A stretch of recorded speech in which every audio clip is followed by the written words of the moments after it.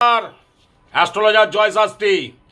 তারা মায়ের রাতুল চরণে কোটি কোটি প্রণাম, আমার গুরুদেবের চরণে কোটি কোটি প্রণাম জানিয়ে আজকের অনুষ্ঠান শুরু করছি।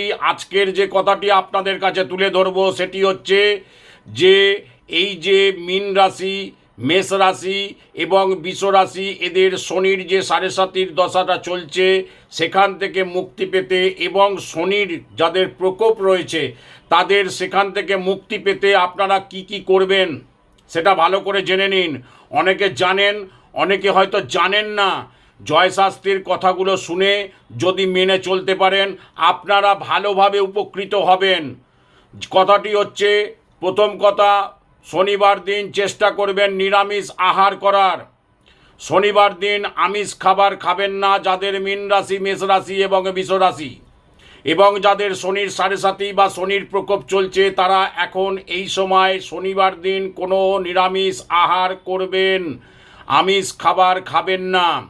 আপনারা ওই দিন শুকনো লঙ্কা জাতীয় কোনো খাবার খাবেন না এবং শুকনো লঙ্কা কোনো রান্নায় ব্যবহার করবেন না। ওই দিন সর্ষের তেল দিয়ে কোনো রান্না আপনারা খাবেন না। ওই দিন ক্ষৌরকর্ম করবেন না, মানে চুল দাড়ি নখ কাটা করবেন না। ওই দিন মুসুর ডাল খাবেন না, দরকার হলে মুগ ডালের রান্না খাবেন, ভালো হবে, আপনাদের শুভ হবে।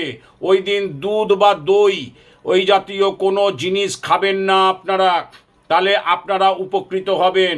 ওই দিন পারলে আপনারা বেগুন জাতীয় বেগুনটা কিনবেন না এবং বেগুন খাবেন না, তাহলে আপনারা উপকৃত হবেন। ওই দিন বড় বাবার মন্দিরে গিয়ে 1 টাকা বা 2 টাকা মাথায় ঠেকিয়ে আপনার নাম গোত্র দিয়ে বাবার চরণের দিকে তাকিয়ে দিয়ে আসবেন, আপনারা উপকৃত হবেন। ওই দিন পারলে আরেকটি কথা আপনাদের খুব ভালো উপকৃত হবেন, সেটি হচ্ছে কি না, ওই দিন কালো তিল আর সর্ষের তেল যদি বড় বাবার মন্দিরে দান করতে পারেন আপনারা খুব ভালো ভালো ভালো ভালো থাকবেন। এটা জয় শাস্ত্রীর টোটকা, করে দেখুন, অবশ্যম্ভাবী রেজাল্ট। কিন্তু এটা মানতে হবে প্রতি সপ্তাহে শনিবার আপনাকে করে যেতে হবে, করলেই উপকৃত হবেন।